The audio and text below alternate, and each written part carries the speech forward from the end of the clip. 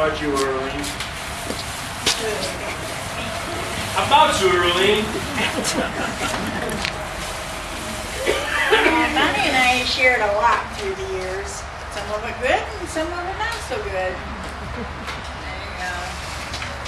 We both ran away from home sometimes. She'd come to my house and I'd go to her house.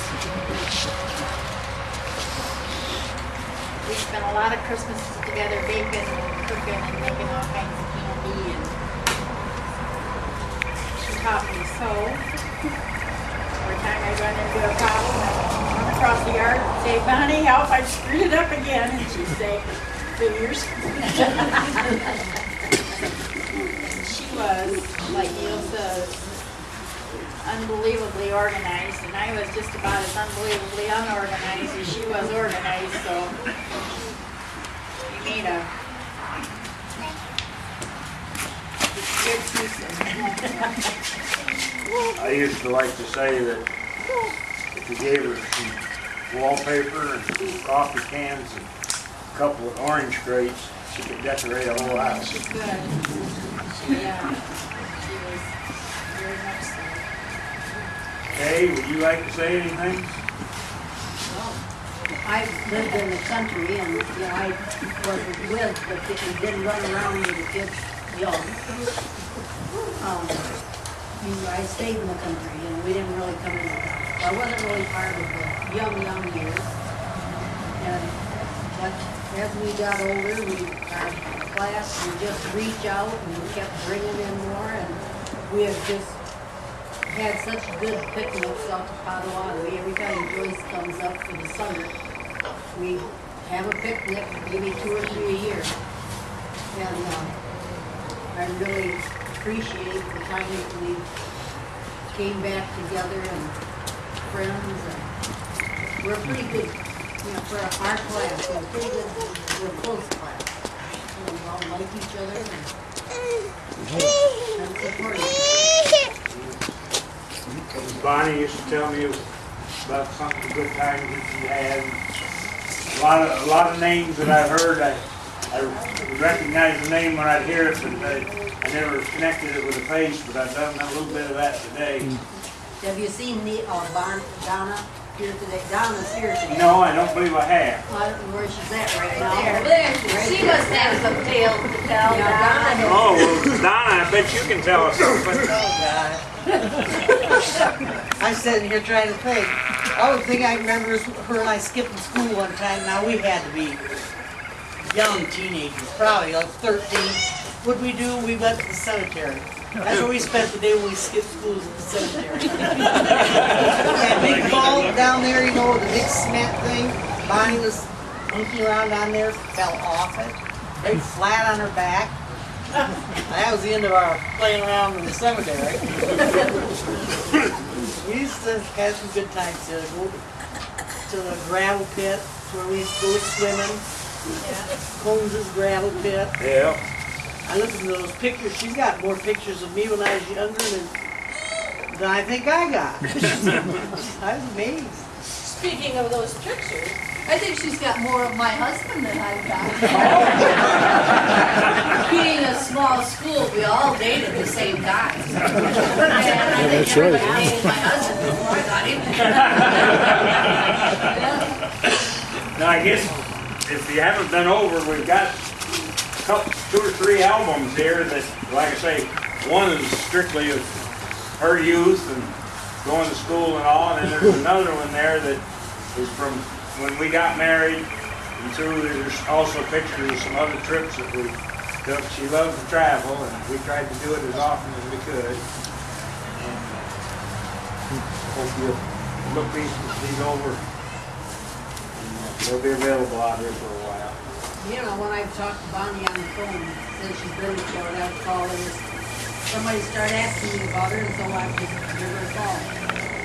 And some of the things that she has said about you, I really respect you, and must be a wonderful person because you sure made her happy. And some of the things that you've done, and when she told me about your honeymoon, I really should share that. And Mary, how many years ago? 21 years ago? 20, yeah. Yeah, and they took 2 people with them on their honeymoon. Let me clarify. Let me hear this one, Neil. But then before I was wanting to do our 50th class reunion, so I was getting information. And so then she just kept talking. I said, now Bonnie, I've been taking notes here. And let me read back. I went and took a bite of my brownie. Let me read back to you, what I might put in this thing. So if there's anything you don't want in it, tell me. Oh, she said, that's good. And I said, well, do you want me to go a little easy on that, taking your friends with you on the honeymoon? No, she just do it. So I did. This was kind of an interesting story. I lived in a little town in Florida called Wauchula.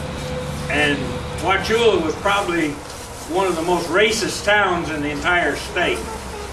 But somehow or other, nobody ever figured out how this black lady had a travel agency, the only travel agency in town.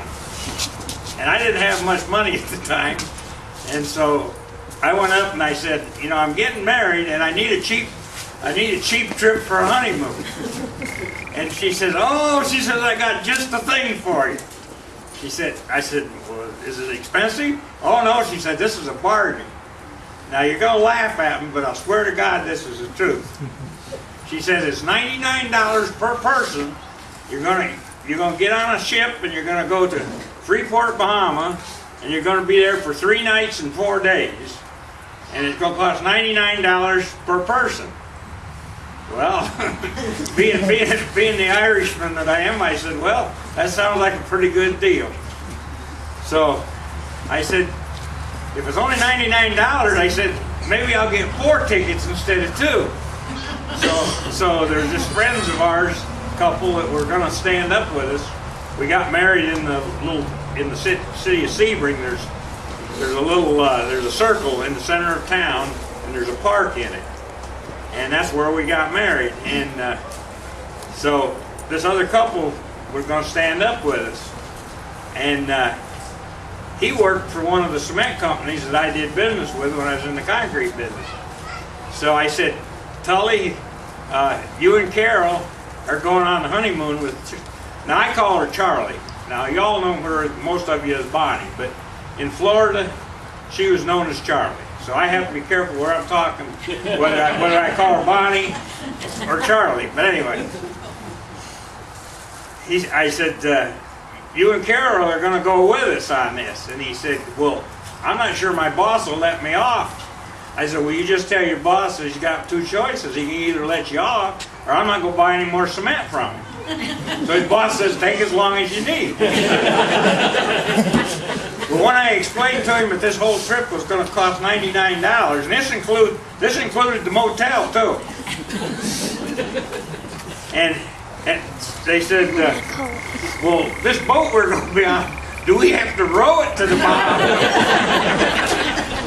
And I said, well, this gal says we don't have to. Well, they said, I'll bet you we'll have to make a thatched roof over the motel because at $99, what can you get? But I swear, that's what it costs, $99 per person. And we had the time of our life there, and we still talked about it. Bonnie said they had a blast. Yeah, we did. And we also found out they have these little mini buses over there. And we were going to go to the other end of the island. And these buses looked like they'd hold about 12 people. So the bus pulls up and I said, well, I'm going to sit in the back seat in the middle because there was a seat that went clear across the back. I said, I'm going to sit in this seat because I can run my long legs up the center of the bus. Well, I didn't realize they don't move this bus until the bus is completely full. And what they call full is when they get all the seats in there, then they put these other seats in between, so there is no aisle in the bus. And so my good idea didn't turn out to be so good. Anyway, how about you, Louise? Oh, I can't remember anything. Oh. We did a lot last year, that's all I remember.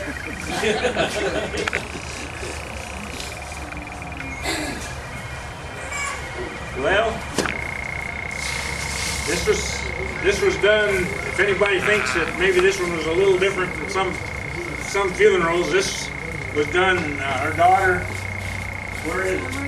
Where are, oh, okay. Brenda and I and Bonnie sat out on the porch for about 3 hours one afternoon, and she was saying just exactly what and how she wanted everything done.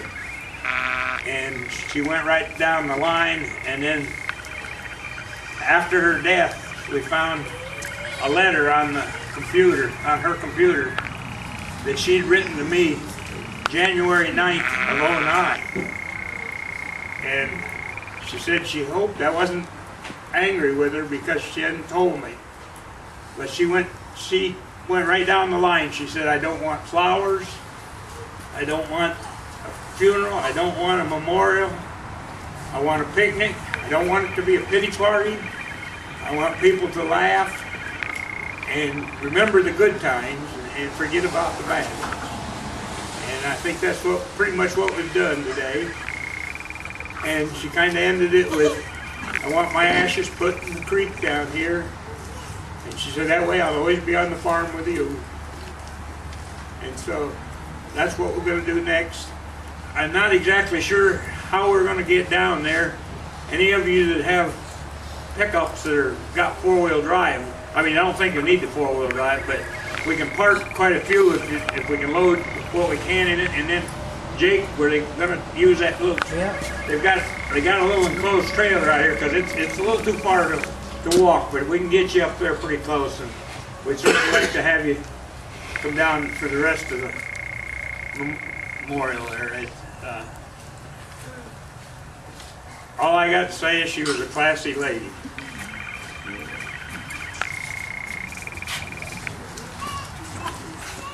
Okay, Jake, you and Chris want to kind of organize transportation, and like I say, we got a fair amount of parking.